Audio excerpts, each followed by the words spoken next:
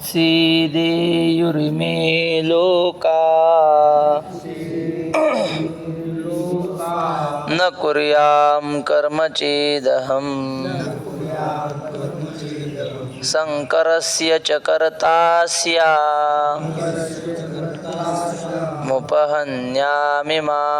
प्रजाः. चेदहम मधला दहम, दहम वर एक, दोन कर्म, कर्म दोन, न तीन, चेद चार,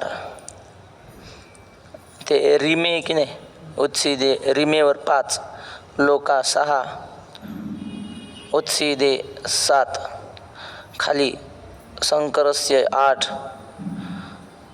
मिमाहा नऊ, आणि मुपहन्याय की नाही त्या मूवर दहा, आणि सियाच्या पुढं 11 सिया. आता अन्वय असा आहे, अहम, अहम म्हणजे मी. भगवान परमात्मा म्हणतो अहम म्हणजे मी, कर्म न करूयाम, मी जर कर्म केलं नाही, स्वधर्माने वागलो नाही तर काय, चेद, चेद म्हणजे तर, इमे लोकाहा उत्सीदेयुः, या लोकांना मी मारल्यासारखं होईल, यांची कर्म स्वधर्माची परंपरा नष्ट केल्यासारखी होईल. पुन्हा शंकरस्य च कर्ता स्याम, हे लोक वाईट वागतील आणि त्या अधःपतनाला मी कारण होईल.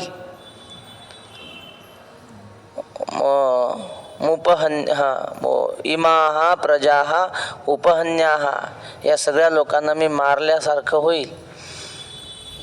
एखादा अज्ञानी माणूस जेव्हा पाप कर्म करतो, किंवा दोघात जर भांडण झालं ना, त्यातला एखादा लहान असेल किंवा मूर्ख असेल आणि एक शहाणा असेल, तर लोक कुणाला बोलतात हो, हां आठवलं, वाघ आणि गाढव यांचं भांडण लागलं. कशावरून, गवत होतं जंगलामध्ये आणि गाढव म्हणायचा गवत हिरवंय आणि वाघ म्हणायचा गवत पिवळंय. लागलं दोघांचं भांडण. पिवळं कुठं गवत असतंय का, वाघ म्हणला. ते गाढव म्हणला नाही नाही पिवळंच आहे. त्याला काय कावीळ झाली असेल, काय झालं, त्या पिवळंच दिसत होतं. आणि मग गेलं भांडण राजाकडे, जंगलाचा राजा कोण, शिव, त्याच्याकडे भांडण गेलं. मग आता शिवानं दोघांची समस्या ऐकून घेतली आणि सेवकांना सांगितलं चाबूक आणा रे, आणला. आणि त्यांना सांगितलं गाढव म्हणतं तेच खरं आहे म्हणे, गवत पिवळंच आहे, आणि वाघाला 100 फटके दिले, तू मूर्ख आहेस म्हणून. गाढव आनंदाने निघून गेलं ना. वाघ म्हणला महाराज असं कसं हो, गवत हिरवं आहे, तुम्ही मला शिक्षा दिली. शिवानं सांगितलं शिक्षा त्याची नाही दिली, शिक्षा दिली गाढवाच्या नादी लागल्याची. गवत हिरवंच आहे म्हणे, तू म्हणतो तसंच आहे, पण तू शहाणा सुलता माणूस त्या गाढवाच्या नादी का लागला म्हणून तुला शिक्षा दिली. सांगण्याचं तात्पर्य काय, शहाण्या माणसाचं असं असतं, शहाण्या माणसाला लोक बोलतात. म्हणजे एखादा अज्ञानी माणूस जर वाईट कर्म करत असेल आणि शहाणा नुसता पाहत असेल, तर त्या अज्ञानानं जे कर्म केलं ना, ते त्या कर्माचं जेवढं पाप तेवढं पाहणाऱ्याला तेवढंच पाप. त्याला जर आपण सावध नाही केलं तर. तुकाराम महाराज म्हणतात, केले कर्म जेणे दिले अनुमोदन, दोघाशी पतन सारिखेची. देखिले ओढाळ निघालिया सेता, टाळावे निमित्ता थैक म्हणून. एखादं ओढाळ जनावर कोणाच्या वावरात निघालं, शेतही आपलं नाही ढोरही आपलं नाही, तरी सुद्धा हाणावं म्हणले, त्या ढोराला हाकलून द्यावं. आणि जर आपण खाऊ द्या, आपल्याला काय करायचं, लोकाचं आहे म्हणल्यावर मग पाप लागतंय. तसं भगवान परमात्मा म्हणतात, मी जर स्वधर्माचं आचरण केलं नाही तर हे सगळे लोक तसंच पापाचे आचरण करतील. आणि मग ह्या सगळ्या लोकांनी पापांचं आचरण केलं तर ह्यांना पापाचं आचरण करवणारा मी ठरेल, कारण मी शहाणा आहे ना. शहाणा माणूस चुकला पंथ पुढील अशी चालता न कळे, मागील आणि डोळे उघडावे. तुकाराम महाराज म्हणतात की जाणत्याने डोळे उघडे ठेवून चालावं. वाम मार्गाने तो जर गेला तर मागच्या सगळ्यांचं अधःपतन होतं, असा श्लोकाचा भावार्थ आहे. आता माऊलींची ओळी. आम्ही पूर्ण काम होऊनी जरी आत्मस्थिती राहुनी, तरी प्रजा कैसेनी निस्तरेल. आम्ही पूर्ण काम, ज्याला कसलीच इच्छा नाही, इच्छा पूर्ण झाल्यात असा जो माणूस असतो ना, त्याला काही कर्म करायचं शिल्लकच राहत नाही. आणि मग आता काही नाही, पंढरपूरला चालत आला माणूस, इथं आल्यावर आता चालायचं काम आहे का? झालं, आता जिथपर्यंत जायचं होतं तिथं आपण आलो, आता त्याला पूर्ण काम झाला तो, आता काही प्रयत्न करायची गरज राहिलेली नाही. आणि आम्ही मग आता निवांत तसेच बसून राहिलो, आता काही कमवायचं नाही, काही मिळवायचं नाही, काही नाही, आत्मस्थितीमध्ये ब्रह्मस्थितीत रममान राहिलो, काही साधना केली नाही, चंद्रभागेच्या स्नानाला गेलो नाही, प्रदक्षिणा केली नाही. कशासाठी करायची? देवाच्या प्राप्तीसाठी ना. देव मिळाला, देव तर बोलतोय माझ्यासोबत, मी ब्रह्मरूप आहे असा साक्षात अपरोक्ष अनुभूती आली. आणि आता कशाला भजन करायचं, आणि कशाला प्रदक्षिणा, कशाला स्नान? आपल्या आनंदामध्ये रममान राहायचं. असं जर आम्ही वागलो तर काय होईल? तरी प्रजा कैसेनी निस्तरेल. प्रदक्षिणा केली पाहिजे हे लोकांना कसं कळेल? तुम्ही सांगा ना. आपण आता प्रदक्षिणा, चंद्रभागेचं स्नान, दर्शन वगैरे करतो. प्रदक्षिणा पंढरपूरची करावी असं आपण कुठं ग्रंथात वाचलं का? कुठं वाचलं सांगा ना. आहे की? सांगा सांगा, प्रमाण सांगा. नामा म्हणे प्रदक्षिणा त्याच्या पुण्या नाही गणना. हे पंढरपूरचं आहे काय? मी तुम्हाला पाठ आहे, मला माहिती आहे तुम्हाला पाठ आहे. मी यांना विचारतोय, तुम्ही ग्रंथात वाचून केली का प्रदक्षिणा? का बोधे बाबा करत होते म्हणून केली? मोठे माणसं करत होते म्हणून केली ना. तुम्हाला पाठ आहे, सांगा. प्रमाण चांगलंच आहे, पण हे जे सामान्य लोक करतात हे काय ग्रंथात वाचले म्हणून नाही. मोठे जुने वारकरी करतात, त्यांनी सांगितलं केली पाहिजे प्रदक्षिणा म्हणून करतात. आणि आम्ही जर मोठ्या वारकऱ्यांनी असं नाही केलं तर मागचे लोक कसे करतील? तेच सांगतात देव. आम्ही पुढे गेले, त्यांचं झालं, कालच झालं. आम्ही पूर्ण काम होऊनी जरी आत्मस्थिती राहुनी, तरी प्रजा कैसेनी निस्तरेल. आम्ही आमच्याच आत्मस्थितीत राहिलो, साधना काही कर्म केलं नाही, स्वधर्माचं आचरण केलं नाही, तर प्रजा लोक कसे तरतील? ही आमची वास पहावी, मग वर्तती परी जाणावी, ती लोकस्थिती आघवी नाशिली होईल. या सामान्य अज्ञानी लोकांनी आमचा मार्ग पाहावा, तयाची आचरती पाऊले, पाऊतनी सात्विक श्रद्धा चाले.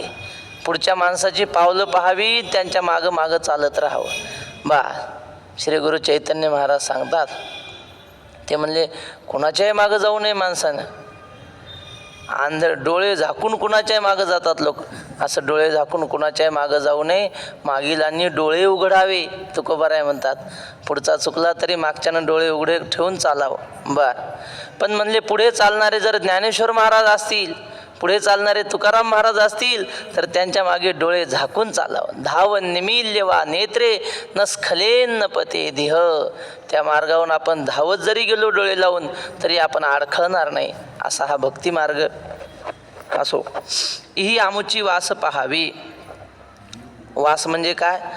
वास म्हणजे वर्तन, वाट. आमचं वागणं पाहावं, तसं वागावं लोकांनी. ते लोकस्थिती आघवी नाशिली होईल. लोकांची स्थिती मग काय होईल जर तसं वागलो नाही तर? ही लोकांची व्यवस्था नष्ट होईल सगळी. मोठ्याकडून पाहून वागण्याची व्यवस्था नष्ट होईल. म्हणून समर्थ जो येथे आथिला सर्वज्ञते, तेणे सविशेष कर्माते त्यजावेना. म्हणून जो समर्थ असतो, समर्थ म्हणजे तुका म्हणे आले समर्थाचे म्हणा, तरी होय राणा रंक त्याचा. समर्थ कुणाला म्हणतात? जो रंकाला म्हणजे भिकाऱ्याला राजा करू शकतो आणि राजाला भिकारी करू शकतो, सगळ्या जगाचं चलनवलन करू शकतो, तो समर्थ असं म्हणा. किंवा समर्थ म्हणजे ज्याला आता काही मिळवण्याची गरज राहिली नाही असा महात्मा. ऐसा तू समर्थ ब्रह्मांडाचा धनी असो. तर असा असून जर कर्माचं आचरण करत नसेल, समर्थ असून, तेणे सविशेष कर्माते त्यजावेना. समर्थाने कर्माचं आचरण सोडू नये.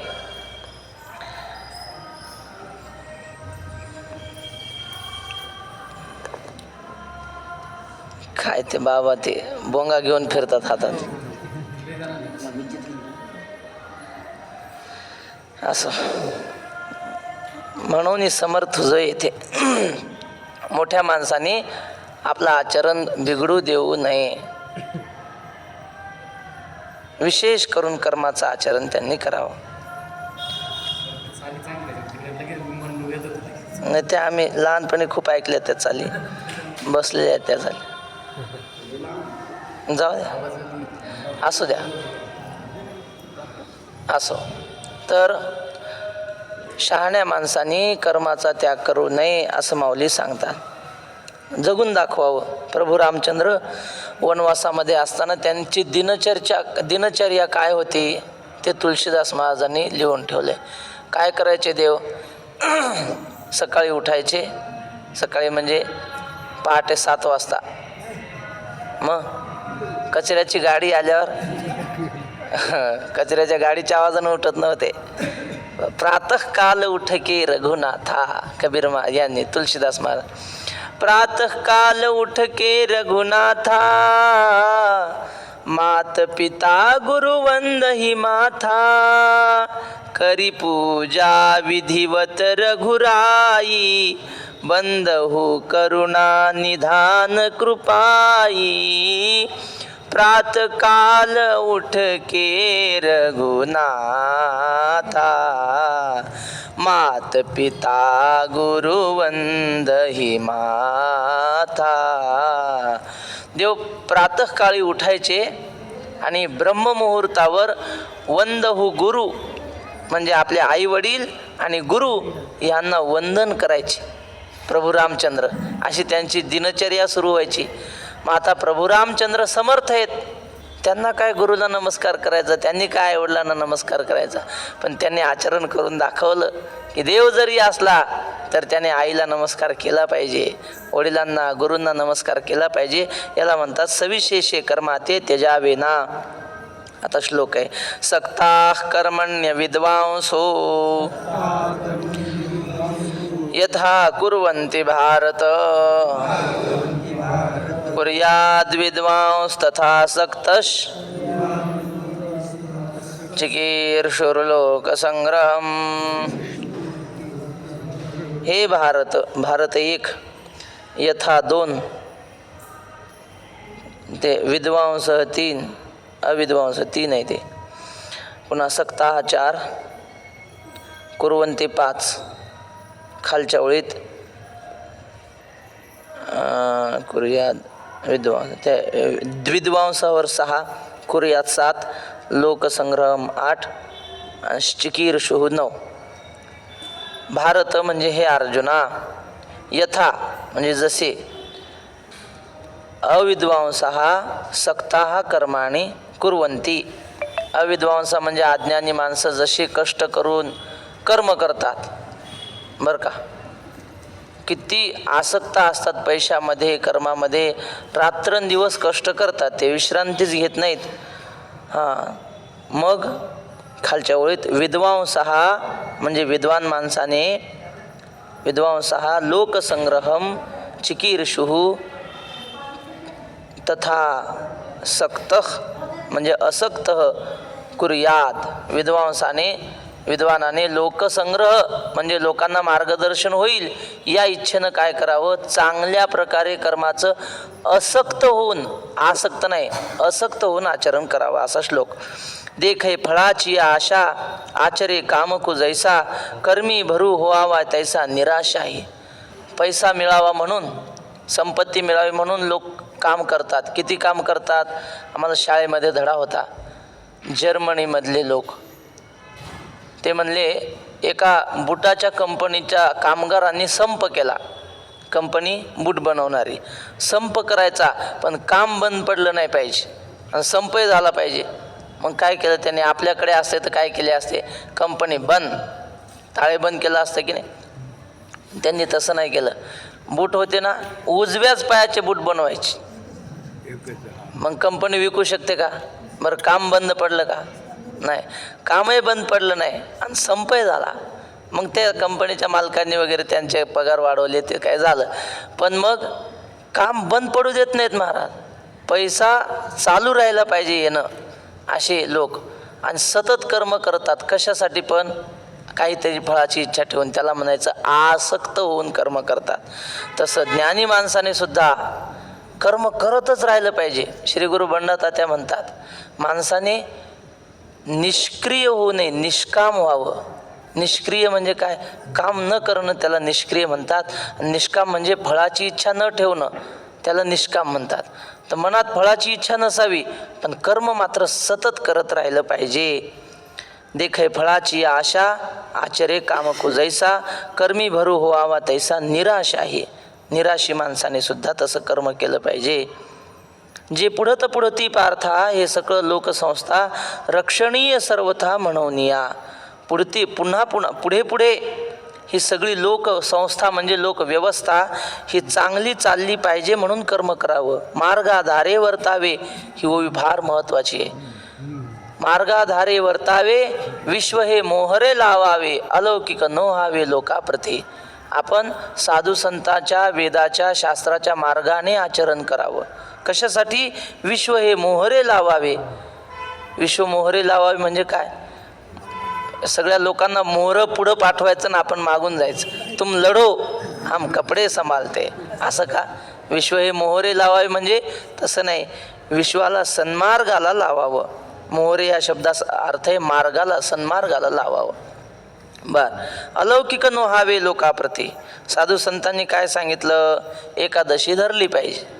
धरावी. मग त्यांनी सांगितलं ना, मार्ग दाखवला ना. या पंढरपुरात एका मठामध्ये 4 महिने प्रवचन असतं आणि तिथे 1 वर्ष एका महाराजांचं प्रवचन ठेवलं. 4 महिने. मोठा मठ आहे. त्या महाराजांनी कुठं अभ्यास केला ना, काय नाही, नुसतं तथाकथित महाराज. आणि मग ते झाले, प्रवचनाला बसले. ते म्हणले एकादशीला बिस्किट खाल्ले चालतात. एकादशी कीर्तनात सांगितलं, आपलं प्रवचनात सांगितलं, आणि ते पंढरपुरात. त्यामुळे एकादशीला बिस्किट चालतात म्हणे. आणि हे ऐकलं आणि इथं येऊन पोरांनी वक्ते बाबाला सांगितलं. ते महाराज म्हणते बिस्किट चालतात एकादशीला खाल्ल्यावर. बाबा म्हणले त्याला धरा, चांगला ठोका म्हणले, आणि काढून द्या पंढरपुरातून. साधू संतांनी सांगितलं का असं? आणि तुमच्या मनाला वाटलं म्हणजे काही सांगायचं असं नाही. मार्गाधारे वर्तावे. साधू संतांनी जे घालून दिले ना नियम, ते पाळलेच पाहिजे. मनानेच काही संप्रदाय, रोज नवीन संप्रदाय निघतात. जाऊ नये महाराज. जो परंपरेनं चालत आलं ना, त्याच मार्गाने मार्गाधारे वर्तावे. कशासाठी? विश्व हे मोहरे लावावे. तेनेची पंथे चालू जाता, न पडे गुंथा कोठे काही. अलौकिक नोहावे लोकाप्रती. लोकांपासून वेगळं वागण्याचा काही प्रयत्न करू नये. लोकांना आपल्या मागं चालता येईल असं वागावं. बा. न बुद्धिभेदम जनयेद तज्ज्ञानां कर्मसंगिनां जोषयेत सर्व कर्माणि विद्वान युक्त समाचरन्.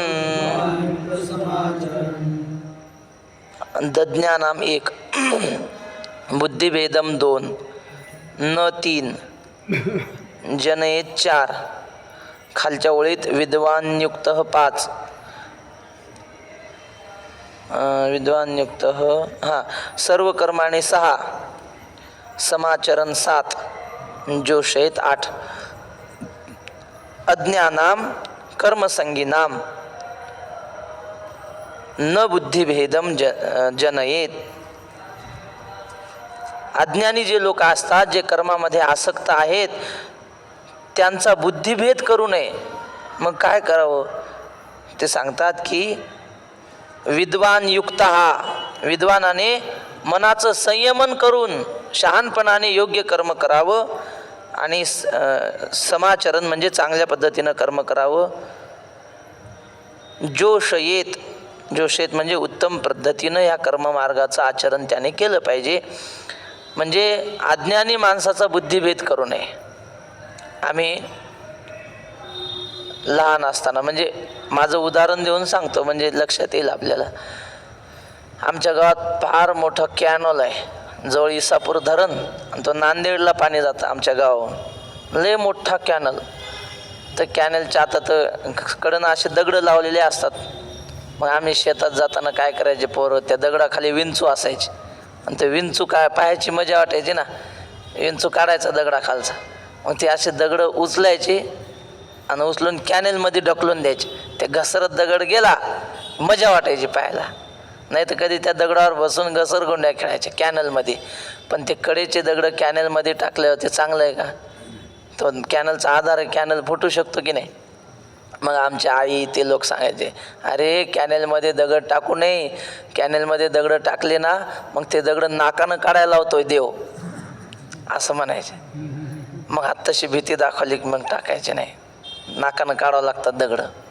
मग आता टाकल का माणूस? मग तवा ते खरं आहे का हे? पण तवा ते कळलं म्हणून नीट वागलं ना. तसं शास्त्राने काही नियम सांगितलेले असतात, ते खरे जरी नसले तरी ते आयुष्याच्या कल्याणासाठी असतात. आई सांगते कार्ट्या रडू नको, नाही तर बागुलबुवाच्याच हातात देईन. बागुलबुवा खरा आहे का हो? पण त्याला तेव्हा बागुलबुवा खरा वाटला तेच चांगलं असतं. बागुलबुवा जरी खोटा असला तरी त्याच्या कल्याणासाठी तेव्हा खरं वाटणं चांगलं असतं. आणि त्याला काय सांगू नये बागुलबुवा काय खरा नसतो असं नाही बाबा, त्याला खरा हेच सांगू दे, तरच ते चांगलं राहील. तसं काही गोष्टी अशा असतात त्या कालांतराने कळतात की हे काही खरं नाही, पण त्याच्या जीवनासाठी त्याच्या म्हणजे हितासाठी काही गोष्टी खोट्या असल्या तरी त्याला वागलं पाहिजे. तसं बुद्धिभेद करू नये कोणाचा. तो वागतोय ना त्याच्या मनानं वागू द्यावं बा. एखाद्या बाबा म्हणायचे वक्ते बाबा, एखाद्या माणसाची एखाद्या महाराजावर श्रद्धा असते आणि आपल्याला माहिती आहे तो महाराज काही चांगला नाही, पण याची श्रद्धा आहे भोळ्या भावाची. मग त्याला त्या महाराजाचा निंदा करू नये त्याच्या पुढं. तुझा गुरु आहे ना, त्याची श्रद्धा टिकून राहू द्यावी, त्याच्या श्रद्धेचा भंग करू नये.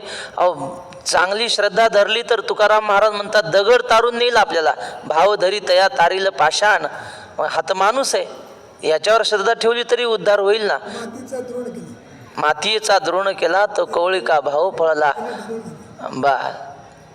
नाथ महाराजांची ओवी अशी ज्ञानोबारायांची पण आहे, म्हणजे फरक आहे, पण दोघांनी हे उदाहरण दिलेलं आहे. तर सांगण्याचं तात्पर्य काय, कुणाचा बुद्धिभेद करू नये. ज्याची जशी श्रद्धा असेल त्याप्रमाणे त्याला वागू दिलं पाहिजे आणि त्याला आदर्श निर्माण होईल असं आपणही वागलं पाहिजे. जे सायासे स्तन्य सेवी ते पक्वान्य केवी जेवी, म्हणून बाळका जैसी नेदावी धनुर्धरा. आता इथं माता भगिनी आहेत म्हणून तुम्हाला प्रश्न विचारतो. तान्हं बाळ आहे 2 दिवसाचं आणि त्याला जिलेबी खाऊ घालायची तान्या बाळाला. मग ते जिलेबी तुपात तळलेली खाऊ घालावी का गोड तेलात तळलेली खाऊ घालावी? तुम्ही सांगा. अरे माय कशात घाल? तुपात तळलेली? हा नाही, मी यांना विचारत, यांना सांगू द्या. तान्या बाळाला जिलेबी खाऊ घालायची, तुपात तळलेली खाऊ घालायची का तेलात? सांगा. नाही बा. ते म्हणतात कोणतीच नाही. त्याला तुपात तळलेली असली तरी पचणार नाही, कारण त्याची ती योग्यता नाही ना. माऊलीच लिहितात, जे साया असे स्तन्य सेवी, ज्याला अजून आईचं दूध सुद्धा पिणं कठीण जातं, पचवणं कठीण जातं, ते पक्वान्य केवी जेवी, ते पक्वान्न कसं पचविल महाराज? पचवू शकत नाही. म्हणून बाळका जैशी नेदावी धनुर्धरा, म्हणून त्या बाळाला पक्वान्न खाऊ घालू नये. तैशी कर्मी जया अयोग्यता तया प्रती नैष्कर्म्यता न प्रगटावी खेळता आधी करोनी. तसं ज्याला कर्मच नीट करता येत नाही अजून आणि त्याला आपण नैष्कर्म्य स्थिती सांगायला लागलो. नैष्कर्म्य स्थिती म्हणजे आपण ब्रह्मरूप आहोत अशी भावना करायची, कुठल्याही पद्धतीचं कर्म करायचं नाही, एका जागेवर बसून राहायचं.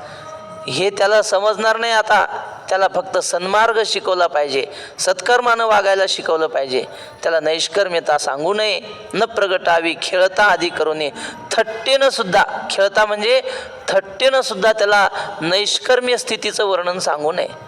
जो जसा असेल तसं त्याला वागायला शिकवावं, ज्याची अधिकार योग्यता पाहून शिकवावं. तेथे सत्क्रियाची लावावी, तेची एकी प्रशंसावी, नैष्कर्मी ही दावावी आचरोनी. त्या ठिकाणी सत्क्रिया म्हणजे सत्कर्मच त्याला करायला लावावं. तेची एकी प्रशंसावी, त्या सत्कर्माचीच प्रशंसा त्याच्या पुढं करावी. नैष्कर्मी ही दावावी आचरोनी, म्हणजे निष्काम पुरुषाने सुद्धा आचरण करून त्याला दाखवावं. तया लोकसंग्रहा लागी वर्तता कर्मसंगी तो कर्मबंधू अंगी वाजैल ना. जो निष्काम पुरुष असतो, लोकांचं कल्याण व्हावं म्हणून धर्माचं आचरण करत असेल, कर्माचं आचरण करत असेल, त्याला कुठल्याही प्रकारचं पाप पुण्य लागत नाही, कारण त्याच्याकडे पाहून समाज वागतो ना. श्री गुरु उमेश महाराज दशरथे त्यांच्या कीर्तनात एक दृष्टांत ऐकला होता. एक मोठं कुटुंब, एकत्र कुटुंब, काय म्हणतात जॉईंट फॅमिली, सगळे एकत्र राहत होते. मग घरात 4-5 जणी महिला, मग त्यांनी काय करायचे, आपले आपले कामं वाटून घेतलेली होती. कोणी स्वयंपाक, कोणी धुणं, कोणी झाडझूड वगैरे असे भांडे कुंडे सगळ्यांनी वाटून घेतलेले. आणि ज्या बाईकडे स्वयंपाकाचं काम होतं ना, तिला काहीतरी मुलाच्या शाळेत सही करायला जायचं. मुलगा म्हणे चला चला आई, चला आई लवकर. आता हिनं भाजी शिजायला ठेवलेली, पण त्यात मीठ टाकलेलं नव्हतं भाजीत. ते असं म्हणतात बा, मीठ टाकलं की शिजत नाही लवकर, असं आम्हाला काही माहीत नाही. मीठ टाकलं म्हणजे शिजत आल्यावर टाकतात काही जण, तसं मीठ टाकायचं राहिलं होतं, भाजी शिजायला ठेवलेली. जाता जाता तिच्या लक्षात आलं, आता मी तर काही थांबू शकत नाही, कोणाला तरी सांगू. सासूकडे गेली, म्हणजे सासूबाई तेवढं मीठ राहिलं भाजीत टाकायचं, तुम्ही टाका. ती म्हणली आता जन्मभर मी हेच केलं ना, आता मरताना तरी मला नीट मरू द्या की, मी आता जन्मभर तुमचीच कामं केली, आता मला काही कामं सांगू नका. झालं, सासूने काय ऐकलं नाही. जाऊला सांगितलं, बाई तेवढं मीठ टाका. ती म्हणली माझंच मला उरकन आणि तुमचं कुठं करू, माझे कपडे धुवायचे आहेत. बर. नंतर नणंद होती, नणंद म्हणजे पतीची बहीण ना, तिला सांगितलं. ती म्हणली माझा कॉलेजचा अभ्यास करायचा आहे, मला नका सांगू वहिनी काय तसलं. बर. कुणीच ऐके ना, गेली तशीच शाळेत. आणि मग या बाकीच्यांनी विचार केला सासूने. सासू म्हणली अजून आपले हातपाय चालतात म्हणून बरं आहे, आणि एकदा एका जागेवर बसल्यावर पाणी कोण देणार आहे आपल्याला, याच पाणी पाजणार आहेत ना. मग आज आपण यांचं काम केलं तर उद्या या आपलं ऐकतील. म्हणून सासू गेली, मोकळ्या मनानं, म्हातारे माणसं उदार मनाचे असतात, मोकळ्या मनानं मीठ टाकलं भाजीत. आणि त्यानंतर जाऊन विचार केला, आज हिला काहीतरी अडचण आहे, उद्या मला काही काम निघल्यावर मी सांगणार ना माझ्या नावाचे कपडे धुवून टाका. ती गेली, तिनं तिच्या हातानं टाकलं. ती नणंद होती, ती म्हणली मला एखाद्यावर कॉलेजचा अभ्यास जास्त असल्यावर मी म्हणते वहिनी मला लिहू लागा, मला लिहू लागतात त्या, मग आज यांचं काम ऐकलंच पाहिजे. गेली तिच्या हातानं, तिघीन टाकलं. पुन्हा ही शाळेतून आली, तिनं विचार केला काही खरं नाही, जगात कोणी कोणाचं नसतं, आपुली आपण करा सोडवण, आपणच आपलं करावं लागतंय, कोणी कोणाच्या कामाला येत नाही. ती गेली, तिनं टाकलं मीठ, भाजी झाली. 4 जणींनी टाकलं, त्या भाजीत पाणी कमी आणि मीठच जास्त झालं, मिठाचंच पाणी जास्त. आणि मग पहिला म्हातारा माणूस बसला घरचा जेवायला, फेट्यावाला बाबा, त्यानं एक घास मोडला आणि तोंडात ठेवल्याबरोबर त्याच्या लक्षात आलं आज काहीतरी गोंधळ झालेला दिसतो. पण म्हातारा हुशार होता, शहाणी माणसं. तुकाराम महाराज म्हणतात, आळणी ऐसे कळो आले तरी भले मौन्याची. थोडंफार कमी जास्त जरी झालं ना स्वयंपाकात, शहाणी माणसं भर पंक्तीत म्हणत नाहीत मीठ आणा, मीठ आणा म्हणले की त्या माता माऊलीचा किती अपमान, जिनं स्वयंपाक केला तिचा. सांगण्याची पद्धत असते. तिखट झाली भाजी, मग आमचे नामदेवबाबा वारकरी सांगत तिखट झाली म्हणायचं नाही, म्हणले गपचूप पाणी ओतायचं आणि खायची. तिखट झाली म्हणले की त्या करणाऱ्या बाईचा अपमान होतो. म्हणून तो म्हातारा काहीच बोलला नाही. तो काय म्हणला, ताक आहे का ग घरात?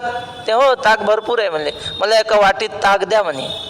म्हाताऱ्यानं चांगली मोठी वाटी भरून ताक घेतलं, त्यात भाजी टाकली, चुरून खाल्ली भाकर, झालं जेवण. रोजच्यापेक्षा अर्धी भाकर जास्त खाल्ली म्हाताऱ्यानं. आणि मग माणसं बसली घरातले जेवायला. माणसाच्या लक्षात आलं, पण माणसं म्हणले बापू जेवले का? हो जेवले म्हणले. आणि त्यांनी काही मागितलं होतं का? हो ताक मागितलं होतं. मग आम्हाला द्या म्हणले वाटी वाटी ताक. माणसानं वाटी वाटी ताक घेतले, जेवली माणसं. आणि त्यानंतर महिला मंडळीची पंगत बसली, ह्या जेवायला लागल्या. ताट ते घास तोंडात घेतल्याबरोबर लक्षात आलं मीठ जास्त झालंय. पण प्रत्येकीला वाटायचं भाजीत मीठ कोणी टाकलंय? मीच टाकले ना. माझ्याच हातानं जास्त पडला असं, कशाला आपलीच आबरू आपण घालवायची. सगळ्यांनी ताकाबरोबर खाल्ली भाजी. म्हणजे काही भांडण झालं नाही, बोलाबोली झाली नाही, काहीच नाही. कशामुळं बरं? म्हातारा शांत जेवला म्हणून. म्हाताऱ्याने जर कळ काढली असती तर मग घरात भांडणं झाले असते. तसं ज्ञानेश्वर महाराज म्हणतात, पुढच्या म्हाताऱ्यानं चांगलं वागावं, मग नातू बरोबर वागत असतात.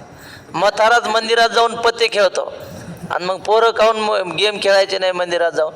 तसं म्हाताऱ्या माणसांनी चांगलं वागलं की बाकी सगळे वागत असतात. लोक म्हणतात तरुण पिढी बिघडली, तरुण नाही बिघडली, म्हातारेच बिघडले. आदर्श बिघडल्यावर हे बिघडणार ना महाराज. असो, हे कशासाठी सांगितलं, तया लोकसंग्रहा लागी वर्तता कर्मसंगी तो कर्मबंधू अंगी वाजेल ना. लोकसंग्रहासाठी, लोकांना मार्गदर्शन होण्यासाठी साधू संतांनी, निष्काम पुरुषांनी सुद्धा चांगलं आचरण केलं पाहिजे. आणि तसं केलं त्याला कुठल्याही प्रकारचा दोष लागणार नाही, कर्मबंध त्याला लागणार नाही. बोला काय म्हणता भरत महाराज. काय प्रमाण सांगितलं तुका म्हणे काय? आळणी ऐसे कळो आले तरी भले मौन्याची. तर कर्मबंधू अंगी वाजेल ना. वाजेल म्हणजे लागणार नाही. जैसी बहुरूपियांची राहो राणी, स्त्री पुरुष भाव नाही म्हणी, परी लोक संपादनी तैशीच करीते.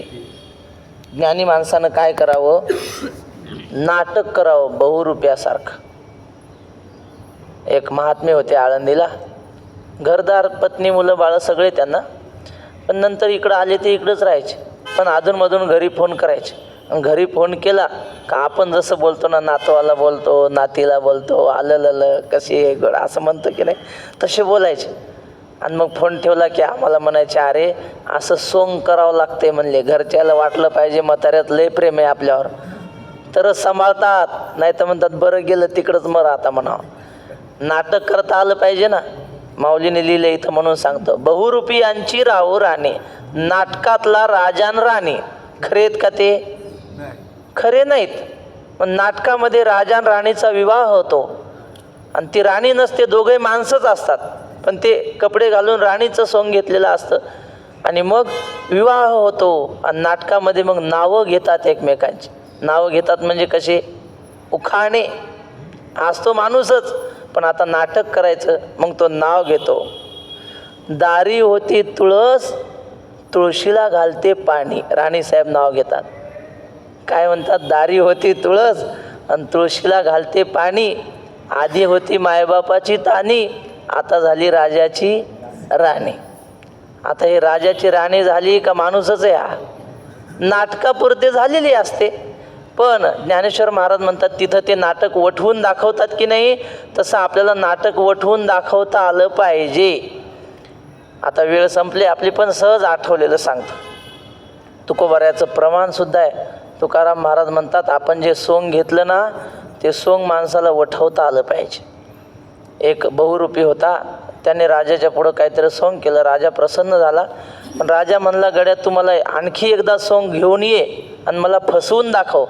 मी जर तुझ्या सोंगाला फसलो तर तुला बक्षीस देईन, मोठं 1,00,000 रुपये बक्षीस देईन.